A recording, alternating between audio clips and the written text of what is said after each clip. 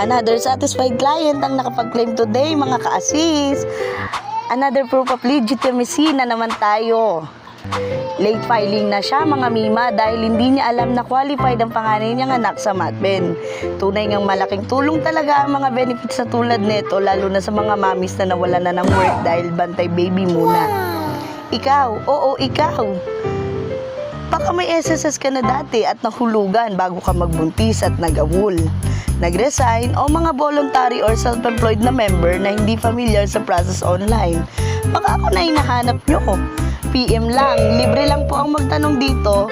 PM lang po kayo and lahat yan sasagutin natin sa abot ng makakaya ko. Again, congrats sa'yo, Mima!